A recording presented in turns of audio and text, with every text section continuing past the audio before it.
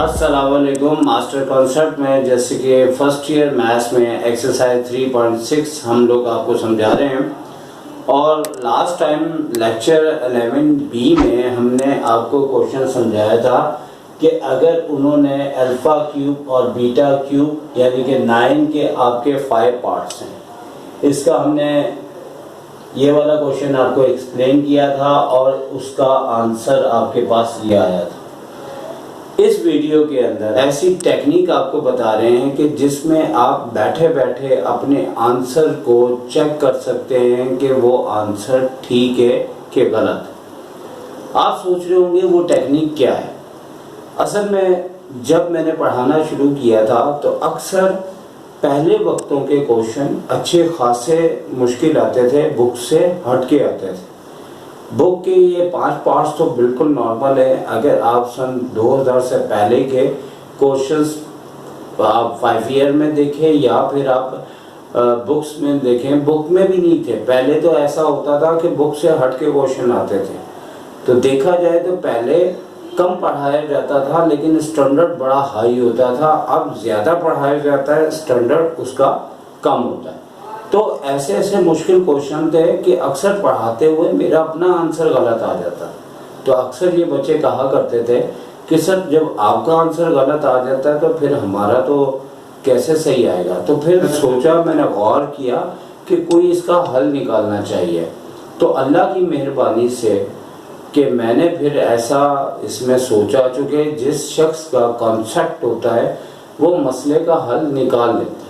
तो मैं तो अपने स्टूडेंट्स से ये भी कहता हूँ कि हमने एक सॉफ्टवेयर तैयार किया है जिसके ज़रिए आप 3.6 का क्वेश्चन नंबर जो 9 है वो अक्सर बच्चे क्या टीचर से मिस्टेक्स हो जाती हैं, तो इसका कोई तरीका होना चाहिए। तो आइए आपको हम एक्सप्लेन करते हैं कि किस तरह से आप अपने आंसर को चेक करेंगे। इसके लिए सबसे पहले हमारा कैमरामैन इधर लेके आएगा और ये चीज़ आपने जहन में बिठानी है। और इसके बारे में मैं आपको बताता हूँ कि देखिए बेसिकली ये क्वाड्रेटिक इक्वेशन है जो मैंने खुद ली है और कोई भी शख्स खुद कोई भी इक्वेशन ले सकता है। तो ये फोकस करें, ये एक क्वाड्रेटिक इक्वेशन ली हुई है और इसके अंदर हमने बेसिकली क्या किया है कि यहाँ कोई भी वेरिएबल नहीं डाला, यानी कि यहाँ 1 लिखा है, यहाँ 3 लिखा है, यहाँ पे 2 लिखा हुआ है। और हमने यहाँ पे इस ब्रैकेट के अंदर ये करके दिखाया है कि भाई अगर हम इसकी मिडल टर्म ब्रेक करें तो हमारे पास 2 आंसर आते हैं। एक आता है -2, एक आता है -1। एक को अल्फा कह दें तो दूसरा बीटा। तो इस ब्रैकेट का मकसद है कि ये आप जब एग्जाम में जाएं तो ये आपको करना नहीं है। आपने सिर्फ क्या है कि ये इक्वेशन जहन में बिठा लेनी है, अच्छी तरह से बिठा लेनी है। आसान है, या 1 है या 3 है या 2 है भी प्लस का। और ये भी जहन में बिठा लेना है, यानी जहन के अंदर आपने क्या चीज़ बिठानी है। ये जैसे कि मैं आपको अक्सर इस तरह से समझाता हूँ। एक तो ये आपने इक्वेशन जहन में बिठानी है कि हमारे पास ये इक्वेशन है, इसको चेक करने के लिए, और एक आंसर इसका जो है -2 आ रहा है और एक आंसर जो है बीटा -1 आ रहा है। तो ये चीज़ आपके जहन में बस होनी चाहिए। लेकिन आपको ये इसलिए एक्सप्लेन किया था कि आपको समझ भी आए कि हम किस तरह से ये कर रहे हैं। तो इसके लिए आपका कॉन्सेप्ट क्लियर होना चाहिए। अब आपने सिंपल क्या करना है कि चूँकि ये एक आसान क्वेश्चन था, अगर आप सन 2000 से पहले देखें तो काफ़ी मुश्किल है। अच्छा, तो अब हम आपको एक्सप्लेन करते हैं कि आपने करना क्या। सबसे पहले आप ये देखें कि हमारे पास उन्होंने कहा है कि अल्फा क्यूब और बीटा क्यूब के लिहाज से इक्वेशन तैयार करें, ठीक है। अब अगर हम फर्ज करें कि क्या करते हैं कि यहाँ पे अल्फा क्यूब है, तो जो हमारा आंसर आया हुआ है अल्फा वो -2 है, तो इसका आप क्यूब कर लें। तो क्यूब करने के बाद आपको पता है -8 आ जाएगा। और इसी तरह आप बीटा का भी क्यूब कर लें, यानी कि आपको एक अल्फा क्यूब दिया है, दूसरा बीटा क्यूब दिया है। तो पहले अल्फा क्यूब का क्यूब कर लिया, -2 से -8 आ गया। इसी तरह बीटा में भी हम यूँ करेंगे तो ये जो हमारे पास इक्वेशन होती है वो होती है x square minus alpha cube plus beta cube, bracket के बाद एक्स है plus alpha cube beta cube. तो अब हम अगर इसकी जगह वैल्यूज रख दें तो अल्फ़ा क्यूब हमारे पास -8 है और बीटा क्यूब माइनस का 1 है। तो इसी तरह अल्फ़ा क्यूब की जगह हम -8 रखेंगे और बीटा क्यूब की जगह -1 रखेंगे।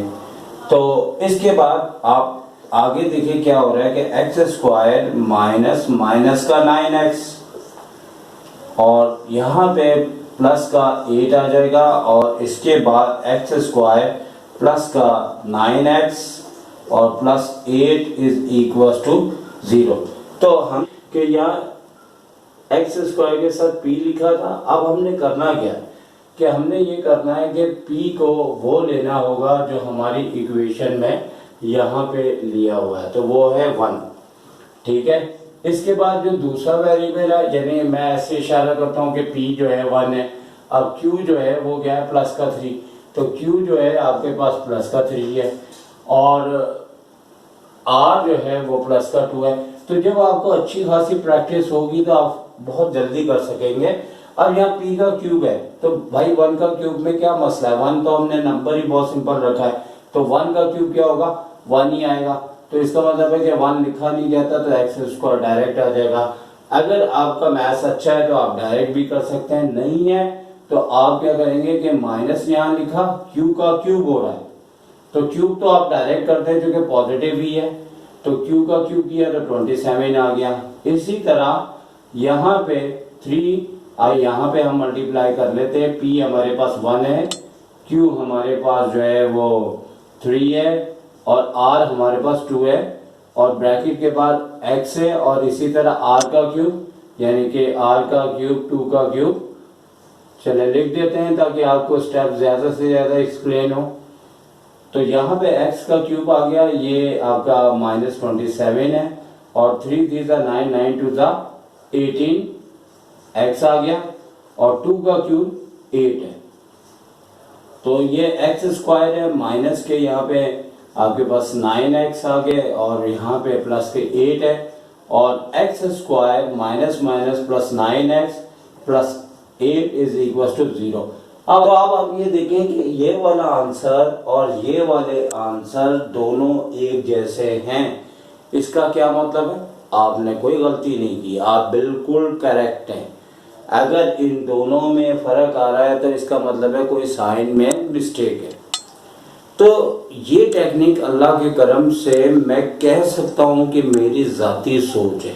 यकीनन इस तरह के काम करने वाले और भी होंगे, लेकिन एक शख्स किसी से सीखता है।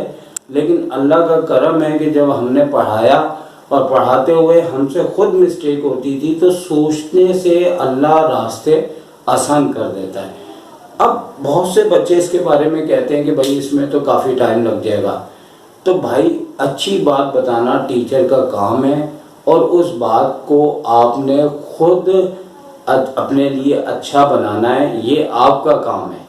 लिहाजा कहने का मतलब है कि ये याद रखें कि अगर सन 2000 से पहले की तरह कोई अपना क्वेश्चन दे दें और वो काफ़ी बड़ा हो तो अक्सर मिस्टेक हो जाती है। और मिस्टेक क्यों होती है ये भी मैं बता देता हूँ कि उसमें small bracket, curly bracket, large bracket का इस्तेमाल बहुत ज़्यादा होता है। तो अक्सर जगह बच्चे ब्रैकेट का इस्तेमाल सही नहीं करते, जिसकी वजह से साइनों ने मल्टीप्लाई होना होता है, फिर जाके इसका करेक्ट आंसर आता है। ठीक है, तो चूंकि इंसान अपनी गलती से सीखता है, यही गलती मुझसे भी हुआ करती थी। अक्सर जब शुरू के दिनों में हमने पढ़ाना शुरू किया तो इसमें अक्सर गलती होती थी। तो बात अब यहाँ पे हम ख़त्म करते हैं। यकीनन ये टेक्निक आपको पसंद आई होगी। इस तरह की बातें आपसे शेयर करके बहुत खुशी होती है और यकीनन आप इसका फ़ायदा उठाएंगे। बस आप लोगों से कहना यह है कि इस वीडियो को ज़्यादा से ज़्यादा शेयर करें, क्योंकि मकसद ये है कि मेहनत का सिला भी मिलना चाहिए। ठीक है ना, तो आप लोग अपने मैसेज किया करें ताकि हमें कुछ आइडिया हो कि हम आगे को क्या टेक्निक यूज़ करें। क्या आगे वीडियोस बनाएं कि बंद कर दें। अगर फ़ायदा होता है तो कुछ आप अपना आप बताया करें, ठीक है। तो आप इजाज़त चाहेंगे हम आपसे, ठीक है। अल्लाह हाफिज़।